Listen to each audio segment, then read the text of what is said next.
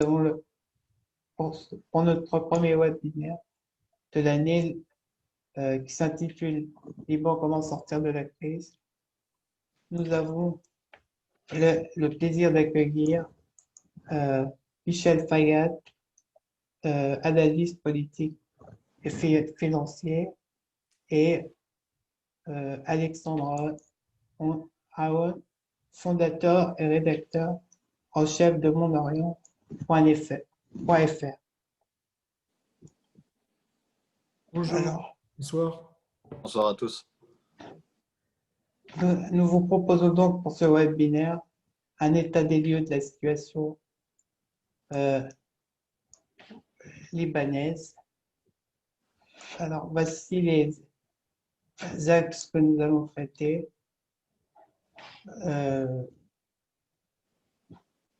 Alors, tout d'abord, l'aspect social et économique de la crise,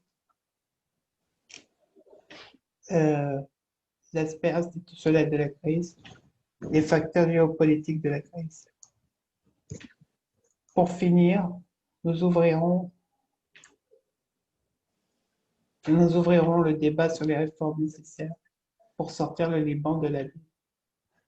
Je laisse maintenant la place à Lélie pour l'introduction. Bonjour à toutes et à tous. Je tiens aussi à remercier le Club Phénicie d'avoir organisé ce webinaire et plus particulièrement son président Tarek qui m'a invité à raconter mon expérience de la révolution d'octobre 2019 au Liban. J'emploie le terme ici de révolution car c'est celui qui a été consacré par les manifestants et aussi bien que les observateurs. J'ai habité en effet près du centre-ville de Beyrouth de septembre à décembre 2019. Je suivais alors une formation en arabe à l'université Saint-Joseph et bien qu'étant étrangère, j'ai vécu cette période de façon très intense, comme de nombreux étudiants internationaux qui se sont mobilisés aux côtés du peuple libanais, car nous avions réellement le sentiment de participer à un moment historique.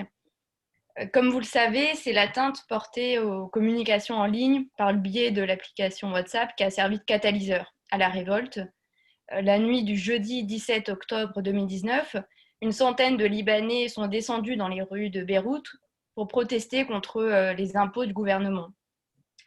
À ce moment-là, je vivais dans une résidence pour étudiantes dans le quartier de Bachoura et je me souviens de la peur et de l'inquiétude que suscitaient ces événements chez mes camarades libanaises qui refusaient à tout prix de quitter la résidence.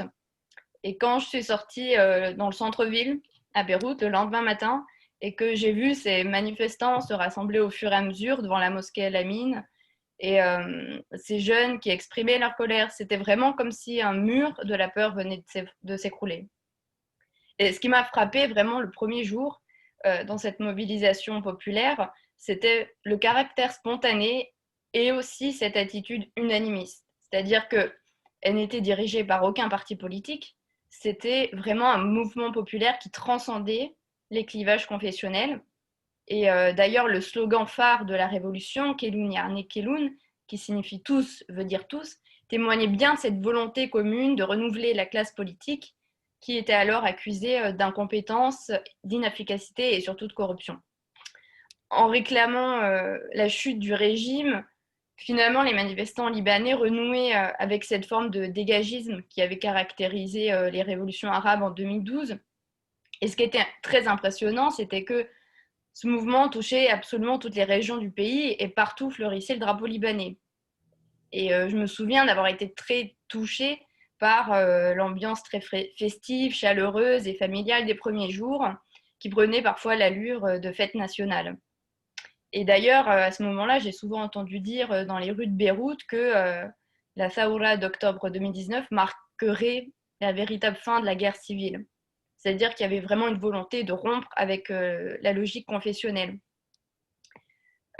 Concernant les revendications politiques, cette mobilisation elle traduisait surtout un désir de réorganiser le jeu électoral, de soumettre les représentants libanais à la pression des urnes et surtout de retrouver une souveraineté qui était perdue. Et à travers les rassemblements, l'occupation des places publiques, les chaînes de solidarité aussi, les manifestants renouaient vraiment avec l'expérience démocratique. Je me souviens que de nombreuses universités populaires étaient organisées sous les chapiteaux, place des Martyrs, alors que les universités fermaient les unes après les autres en soutien à la Révolution. Des professeurs faisaient cours aussi sur la place publique. Donc c'était vraiment une révolution qui témoignait d'une conscience citoyenne et qui était aussi dans une certaine mesure féministe et écologique. C'était la première fois que des femmes libanaises descendaient dans la rue en si grand nombre. Et aussi, j'ai participé avec d'autres très tôt le matin, avec des dizaines de jeunes manifestants, pour nettoyer les rues de Beyrouth, trier les déchets, etc. Ce qui était intéressant aussi dans cette mobilisation populaire, c'était que ce surgissement du politique dans la rue passait aussi par la réappropriation de l'espace. Quand je suis arrivée à Beyrouth, donc en septembre 2019, je fus très étonnée parce qu'il y avait vraiment peu de monde dans le centre-ville, qui avait été reconstruit après la guerre. Et du coup, j'ai eu cette impression que la révolution avait permis aux Libanais d'investir le centre-ville, les places importantes, des martyrs, Riyad El Sol, et qui sont devenus finalement des lieux d'échange, débat et tout simplement des lieux de vie. Il y avait aussi la créativité des manifestants qui débordaient toutes parts. On ne comptait plus le nombre de graffitis, de street art, de slogans qui recouvraient les murs du centre-ville de Beyrouth, que ce soit pour célébrer la révolution ou bien contester les élites politiques. Et dès le deuxième jour de révolte, je me rappelle que de jeunes manifestants ont cassé les grandes planches en bois en fait, qui empêchaient l'accès à certaines ruines qui dataient de la guerre civile, comme le Grand Théâtre ou le dôme du City Center de Beyrouth, qui est plus connu sous le nom de l'œuf. Et c'était vraiment presque un sentiment euphorique de pouvoir pénétrer dans ces endroits et qui étaient en fait des cicatrices de la guerre. Et cette réappropriation de l'espace, j'avais aussi le sentiment que c'était une façon de renouer avec une partie de l'histoire libanaise que les jeunes générations n'avaient pas connue. Je me rappelle par exemple avoir assisté à une projection sauvage d'un documentaire du réalisateur Maroun Bardadi sur la guerre civile dans l'œuf. D'ailleurs, celui-ci se transformait aussi parfois en discothèque jusque tard dans la nuit. Donc, la révolution d'octobre 2019, dans ses premiers jours du moins, prenait souvent l'allure d'une fête. Néanmoins, elle s'est progressivement, en tout cas, lorsque j'étais à Beyrouth, j'ai vu que la révolution s'était progressivement essoufflée au cours du mois de novembre. Au fil des semaines, des tensions sont apparues au sein de la population. Il faut dire que le pays était clairement à l'arrêt. Pendant plusieurs semaines, les universités étaient fermées, les commerces aussi, le blocage des routes, l'impossibilité d'accéder à une partie du centre-ville avait un impact très négatif, surtout sur les travailleurs dont la situation était déjà très précaire avec la crise économique et financière. Et par ailleurs aussi, il faut noter que les manifestants ont subi plusieurs actes d'intimidation par des jeunes qui ont cassé les tentes des manifestants sur la place des Martyrs ou alors qui ont mis feu aux poings qui trônaient sur la place des Martyrs. Il y avait aussi parfois des descentes de scooters, de jeunes qui brandissaient des drapeaux de partis politiques comme le Hezbollah, le parti Amal. Peut-être que ces faits ont été un peu moins relayés dans la presse française, qui n'a d'ailleurs pas tout de suite pris la mesure du soulèvement d'octobre 2019. Je me souviens qu'on parlait alors dans les journaux de la mondialisation de la colère. À ce moment-là, il y avait vraiment une flambée des protestations populaires. Il y en avait au Chili, en Algérie, en Irak, à Hong Kong, même en France. Et c'est vrai que ces conflits sociaux avaient certes des points communs, comme la dénonciation des inégalités, la volonté d'une démocratie plus directe, mais finalement, cette grille de lecture qui prédominait dans la presse française ne rendait pas vraiment compte de la complexité de la situation libanaise. Donc aujourd'hui, on peut se poser la question, un an plus tard, qu'est-ce qui reste de la révolution d'octobre 2019 ? Eh bien, elle semble avoir été stoppée dans son élan avant d'avoir pu aboutir. D'ailleurs, la crise sanitaire n'est pas en reste, hein. La classe politique qui est toujours contestée par une grande partie de la population est toujours en place. C'est d'ailleurs avec le cœur lourd que les Libanais ont célébré le premier anniversaire de la Révolution, qui était aussi marquée par le poids de la tragédie du port de Beyrouth. Et par ailleurs, le retour de l'ancien Premier ministre, qui avait démissionné sous pression de la rue, n'en a été que plus amer. Donc finalement, le soulèvement populaire d'octobre 2019 n'a pas vraiment su faire émerger des projets politiques ou des structures alternatives. C'est-à-dire que même si les manifestants partageaient cette volonté d'en finir avec le régime politique, c'est vrai que dès qu'on abordait de façon concrète les changements à mettre en place, eh bien, toutes les contradictions en fait, politiques de la société ressurgissaient. Par exemple, les uns ne voulaient pas toucher au président chrétien maronite, d'autres ne voulaient pas toucher aux armes du Hezbollah, etc. Aujourd'hui, un an après, même si le système politique libanais s'est finalement révélé plus résilient que le peuple en colère, peuple qui était fatigué par une crise économique, financière, dont on peine à voir la fin, et surtout et aussi meurtri par Beyrouth défiguré, il est néanmoins certain que les Libanais n'oublieront jamais cette expérience qui est fondatrice. Donc finalement, peut-être que le 17 octobre 2019 n'était peut-être qu'une première étape.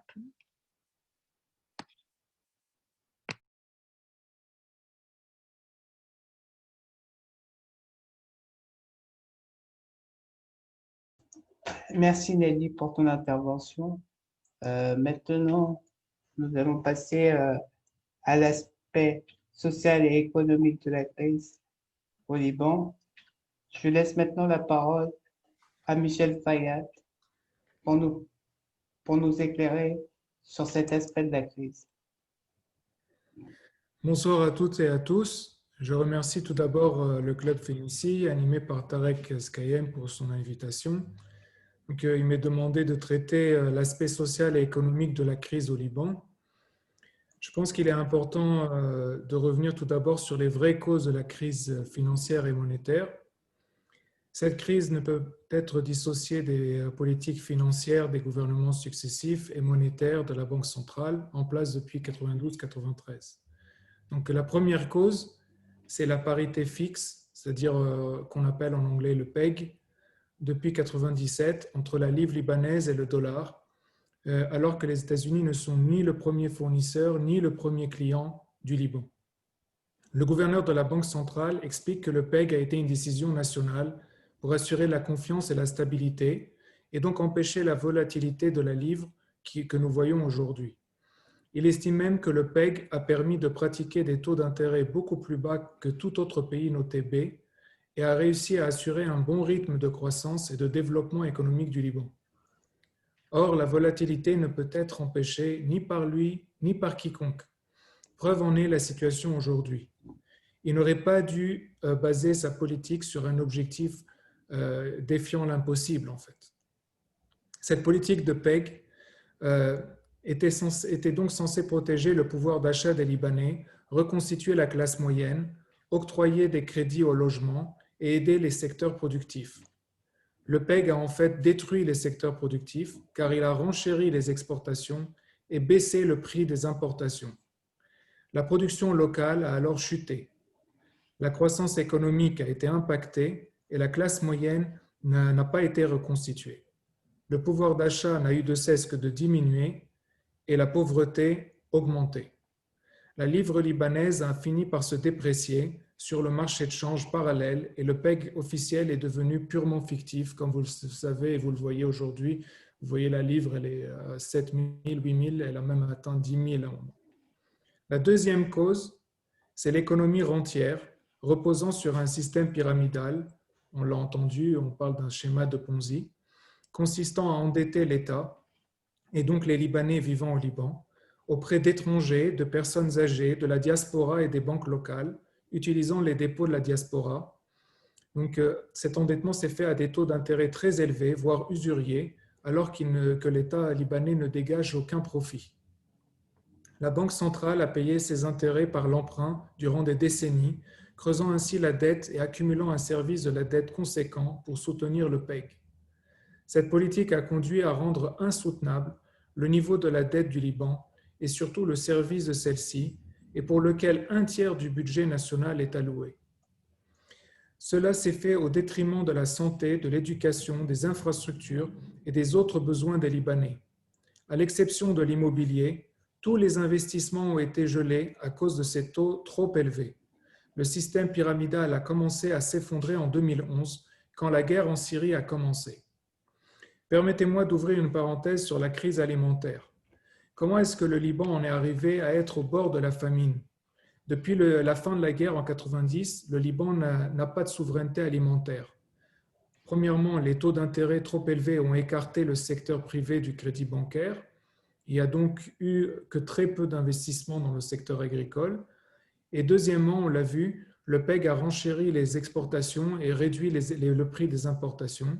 Cela a conduit au déclin de la production agricole, qui ne représente plus que 3% de la production économique du pays, alors que le tiers de la main-d'œuvre locale travaille dans ce secteur et que le Liban a de l'eau et du soleil. Donc la troisième raison de la crise, troisième cause de la crise, ce sont les prêts immobiliers. Cette politique a créé une bulle immobilière. Elle a été adoptée au détriment des secteurs productifs, comme on l'a dit, donc l'agriculture et l'industrie, et innovants, le digital et le numérique, qui d'ailleurs pourraient être des outils précieux dans la lutte contre la corruption.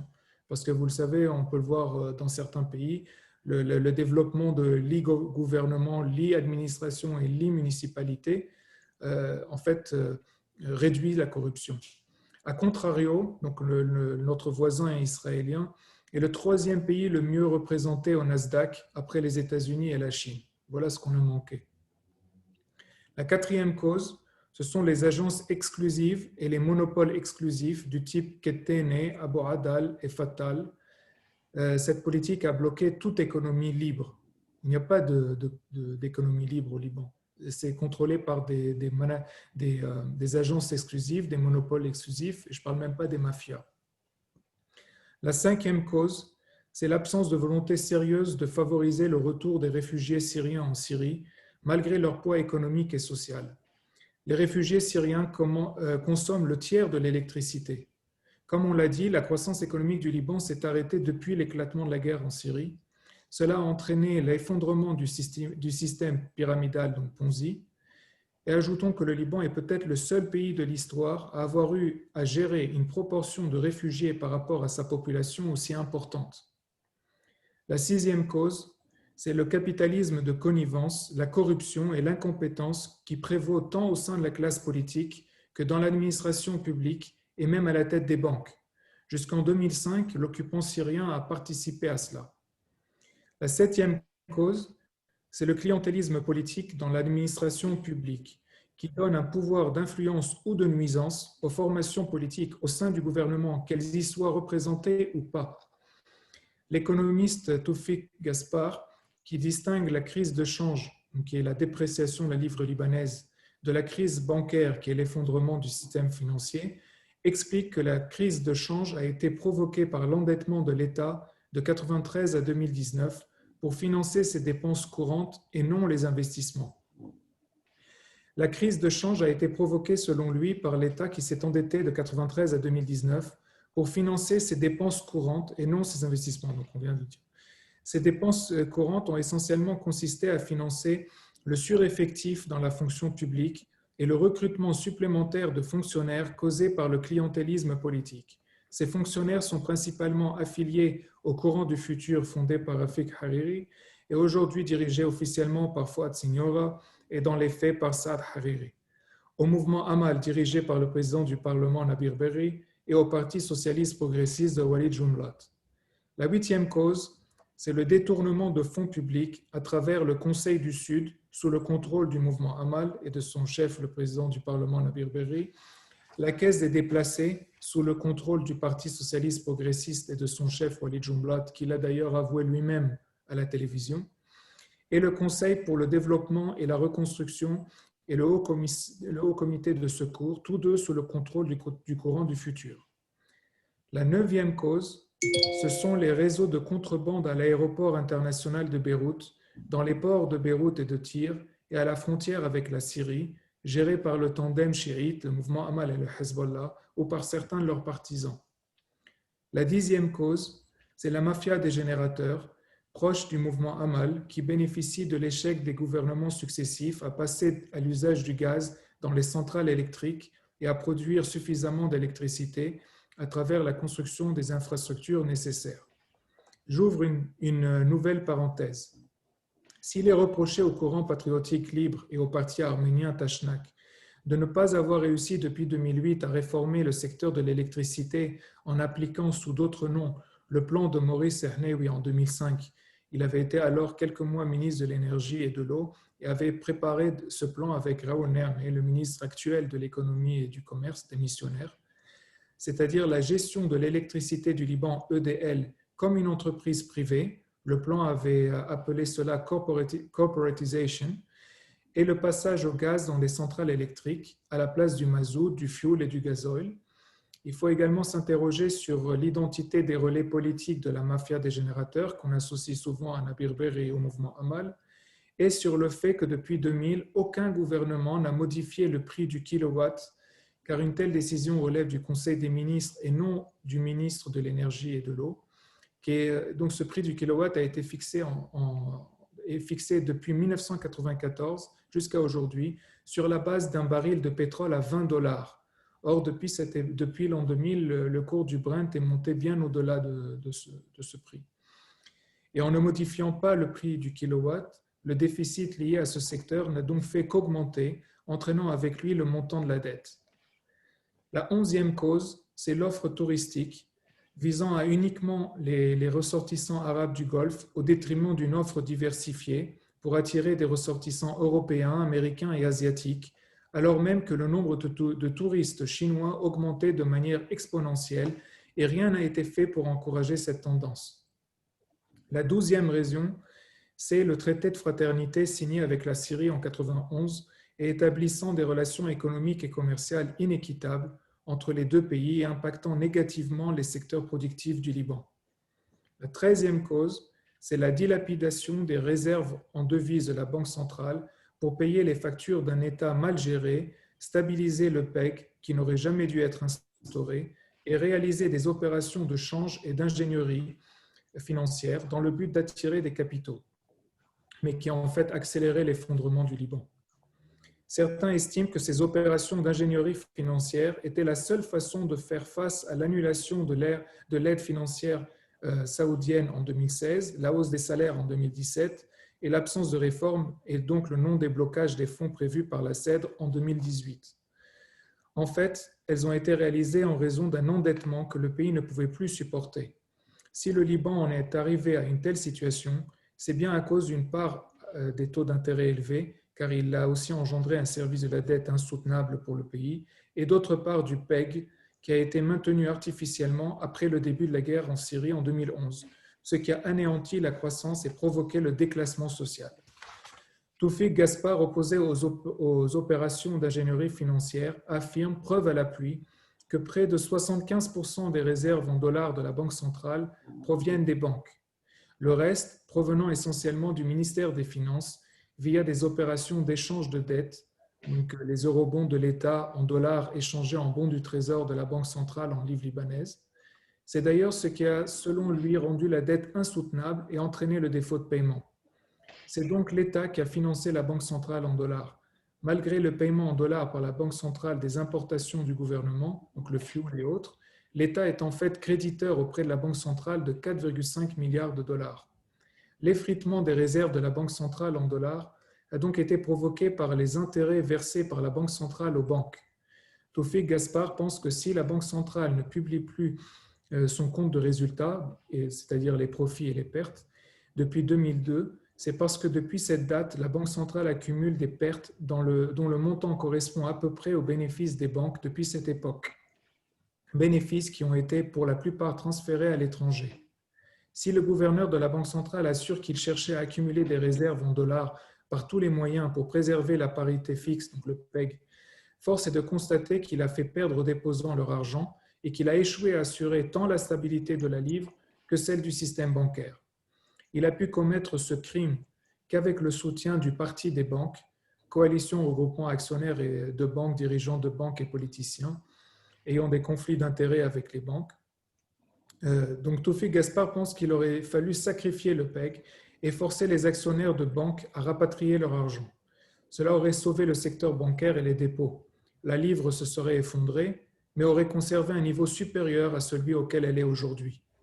Rappelons que l'ancien directeur général du ministère des Finances, Alain Bifani, a révélé que les banques ont gagné plus de 65 milliards de dollars au cours des 3 dernières décennies, période durant laquelle s'est constituée pour le Liban une dette de plus de 93 milliards de dollars.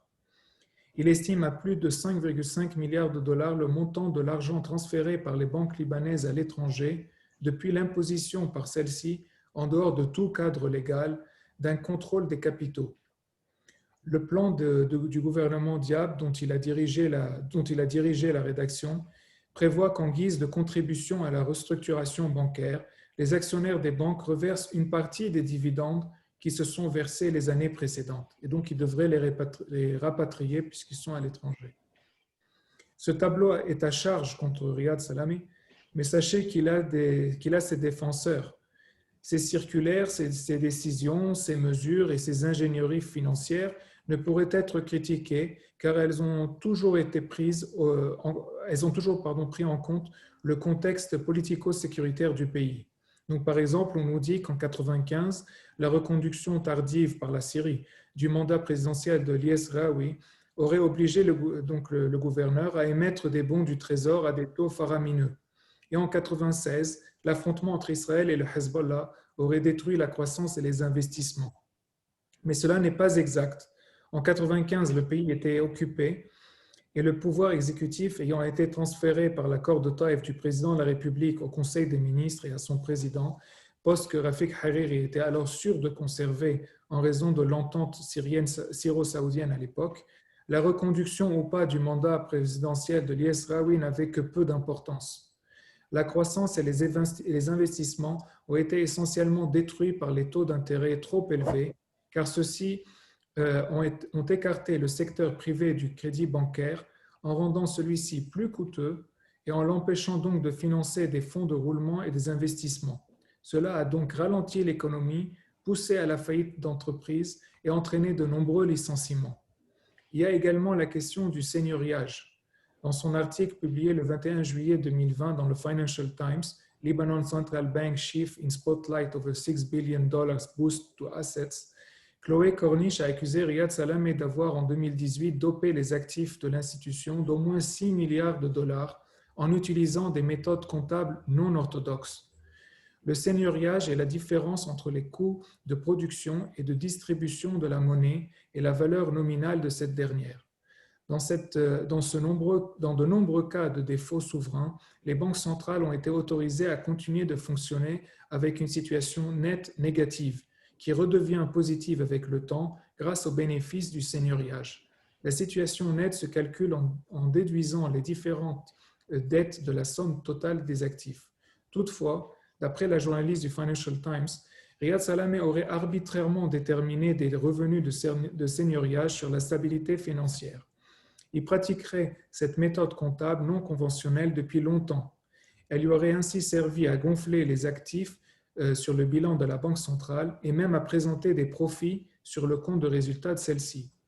Ces profits auraient donc été générés par la planche à billets, c'est-à-dire l'impression de la monnaie, pour cacher artificiellement la situation nette négative et les pertes de la Banque centrale. Ernst & Young et Deloitte, deux des 4 plus grands cabinets d'audit comptable au monde, les Big Four, ont signé les rapports préparés par la Banque centrale en émettant toutefois une opinion avec réserve. Ces réserves concernent plusieurs points, dont celui de ne pas avoir pu conduire un inventaire physique des réserves d'or, mais pas clairement les revenus de seigneuriage sur la stabilité financière. Cette situation nette négative de la Banque centrale, reconnue par le gouvernement, est confirmée par le FMI, mais niée par Riyad Salamé, l'Association des banques du Liban et la Commission parlementaire des finances et du budget, est l'élément le plus critique de la crise financière que le Liban connaît aujourd'hui. Riyad Salamé a réagi à l'article de Chloé Corniche. S'il a réfuté les accusations, il a toutefois reconnu et justifié les revenus de seigneuriage sur la stabilité financière et la pratique de cette méthode sur une période longue. Il impute l'alourdissement du bilan de la Banque centrale aux interventions successives pour financer l'État dont les dépenses ont été alourdies par la hausse des rémunérations des fonctionnaires et à la pression financière liée à la présence de réfugiés syriens. Si d'ici la fin de l'année, le Liban n'obtient pas les crédits et autres financements du FMI, ainsi que ceux promis lors de la conférence CEDRE, les 3/4 de la population libanaise vivront dans la misère et les réserves en devises de la Banque centrale auront été épuisées.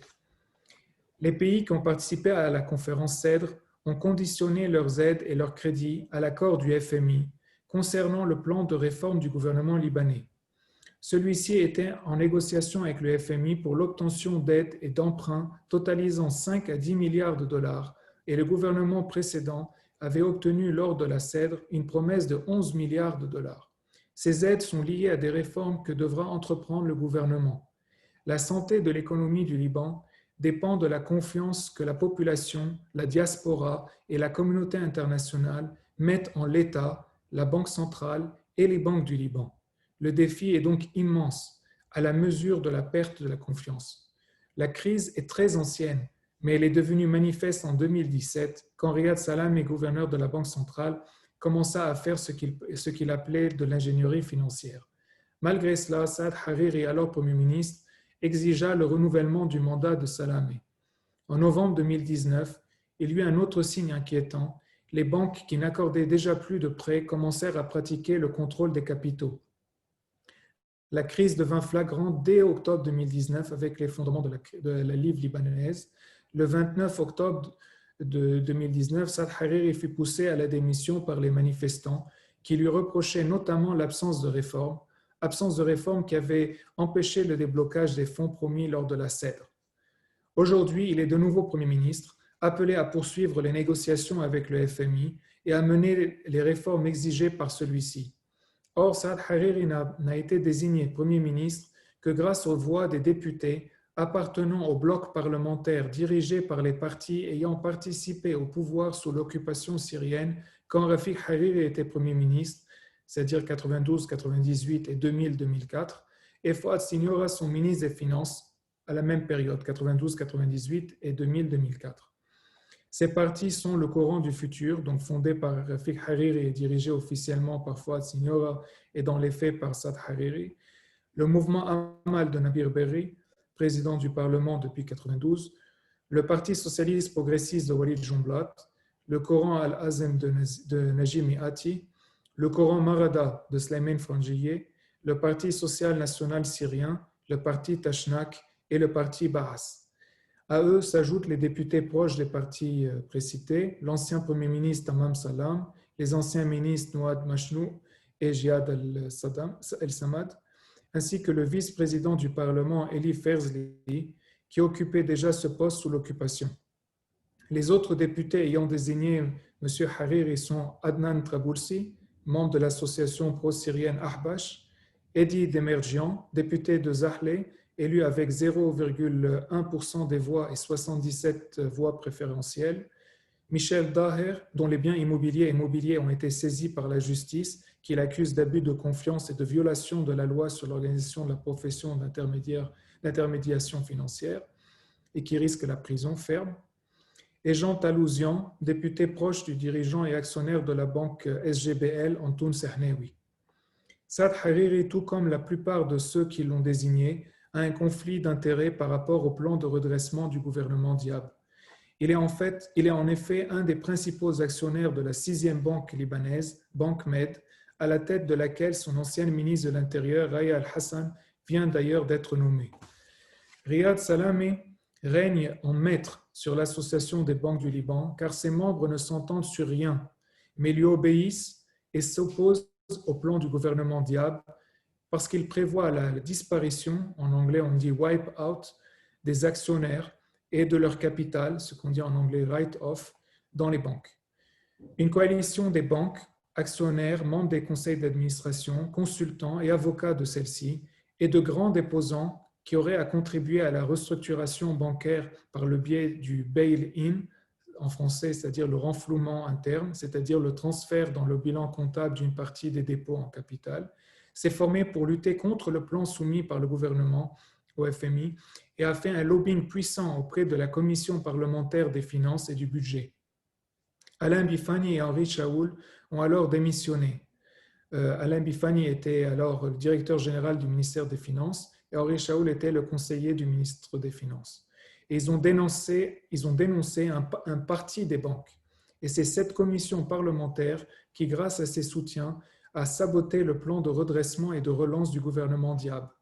Ce plan commençait par un diagnostic inédit qui admettait la mauvaise gestion des 30 dernières années et les pertes de la Banque centrale.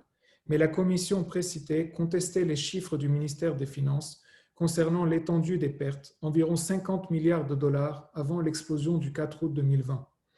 Le Parlement a ainsi fait perdre aux Libanais des mois précieux qui rendront la relance de l'économie plus difficile encore, car le FMI avait avalisé le plan du gouvernement Diab avant son passage au Parlement. Et durant les discussions, il a fait savoir qu'il n'accepterait pas d'autres plans et d'autres chiffres. Le président français Emmanuel Macron a également conditionné son aide à l'accord du FMI et donc à la mise en œuvre du plan de réforme accepté par le FMI, c'est-à-dire le plan du gouvernement Diab, et non à celui des parlementaires et des banquiers.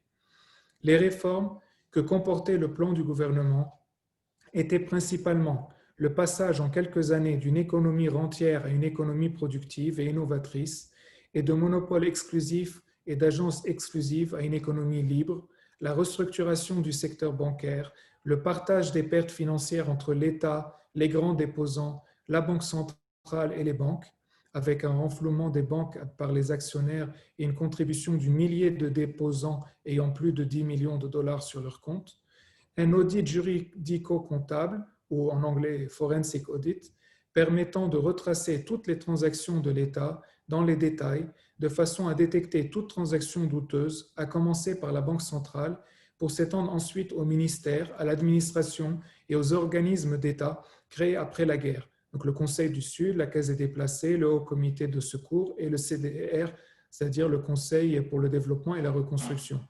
Par cet audit, l'État libanais compte récupérer les sommes pillées par les différents politiciens depuis 30 ans. L'exemple le plus flagrant est celui de la dépense de 11 milliards de dollars au sujet desquels Fouad Signor n'a pas voulu donner de justificatif. Car on ne peut pas penser qu'un banquier aussi expérimenté que lui ait pu être incapable de savoir où est allée une somme aussi énorme, alors qu'en plus il était alors le Premier ministre.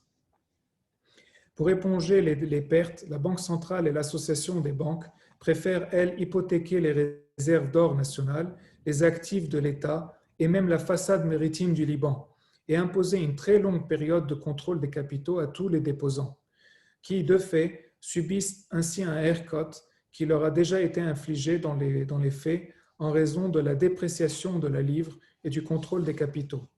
Dans un contexte de crise financière, économique et sociale, sanitaire et monétaire, le ministre démissionnaire de l'économie et du commerce, Raoul Néamé, a mis en place un panier alimentaire subventionné et a cherché à protéger les consommateurs de l'inflation en publiant le nom des sociétés augmentant illégalement leurs prix pour dégager des profits importants, en fermant leurs enseignes, en saisissant leurs marchandises et en distribuant leurs stocks aux pauvres, en créant une hotline, un numéro WhatsApp et une application, en faisant appel à des volontaires pour dénoncer les commerces pratiquant la hausse des prix, en présentant au Premier ministre le nom des sociétés procédant à une commercialisation illégale de l'eau et en contrôlant le prix des générateurs en coopération avec les municipalités.